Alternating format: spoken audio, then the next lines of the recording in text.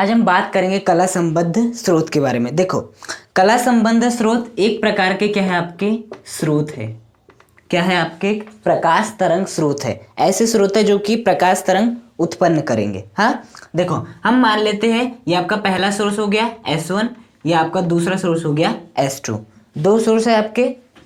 इस प्रकार से source S stands to source, पहला सोर्स दूसरा सोर्स। हाँ, अब यहाँ से जो आपकी तरंगे निकल रही है वो कुछ इस प्रकार से निकल रही है, ये। हाँ, और इस प्रकाश स्रोत से जो तरंगे निकल रही है वो कुछ इस प्रकार से निकल रही है। अब यदि ये जो दोनों प्रकाश तरंगे हैं, इनका यदि मैं समीकरण लिखना चाहूँ तो मैं किस प्रकार से लिख सकता हूँ। देखो, कोई भी प्रकाश तरंग का जो समीकरण होता है वो क्या होता है, y बराबर a साइन ओमेगा टी। हाँ, ए का मतलब होता है आयाम, हमें आयाम लिखना रहता है। हाँ, ये सामान्य समीकरण होता है तरंग का। y होता है तरंग का विस्थापन, ए होता है आपका क्या, आयाम, तरंग का आयाम, और ये जो साइन के बाद जो लिखा रहता है इसे कहते हैं आपका कला। क्या कहते हैं, कला कहते हैं। हाँ, अब मान लेते हैं ये जो आपकी तरंग है इसका जो विस्थापन है वो कितना हुआ है, y1। हाँ, जो आयाम है वो कितना है, a1 है। आयाम कितना है, a1 है। और जो कला है वो कितनी है, ओमेगा टी है।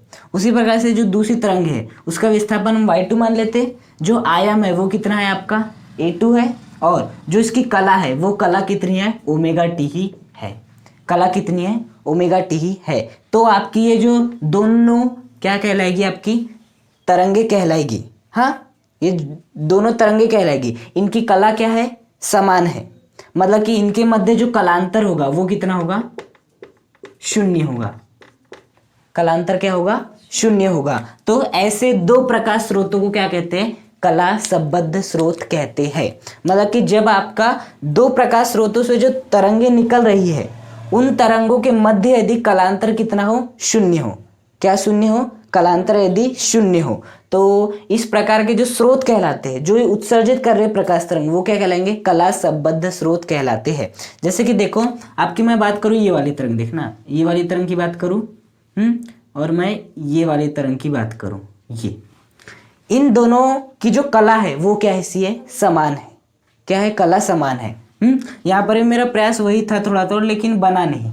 हाँ, लेकिन यहाँ पर जो प्रयास था वो सफल हो गया। देखो, जो ये जितने से उठ रही है ये भी उतने से उठ रही है, ये जितने से गिर रही है उतने से ये भी गिर रही है। मतलब इनके मध्य जो कला है, इनकी जो कला है, जो ये एंगल बना रहे हैं, वास्तव में कला क्या होती है, एंगल। जो एंगल बन रहा है वो कैसा है, इनका समान है। तो कलांतर क्या होगा, शून्य होगा। जब कला समान है तो कलांतर क्या होगा, अंतर ही नहीं होगा।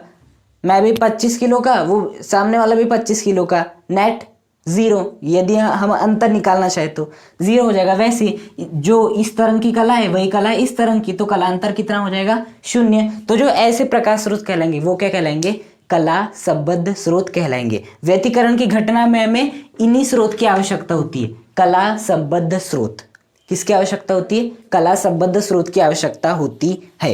लेकिन विवर्तन की घटना में आवश्यक नहीं होता है।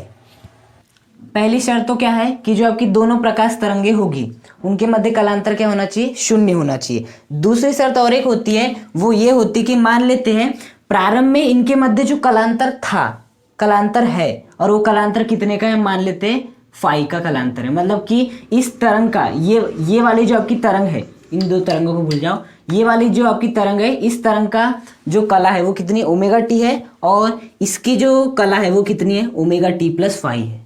कितनी है, ओमेगा टी प्लस फाई। तो इनके मध्य कलांतर तो शून्य नहीं है, कलांतर कितना है, फाई है। लेकिन ये जो कलांतर फाई है ये हमेशा बना रहे, तो भी इस प्रकार के स्रोत क्या कहलाएंगे, कला संबद्ध स्रोत कहलाएंगे। मतलब कला संबद्ध स्रोत के लिए क्या आवश्यक है, पहली शर्त, या तो उनके मध्य का जो कलांतर है वो कितना हो जाए, हमेशा के लिए शून्य हो जाए।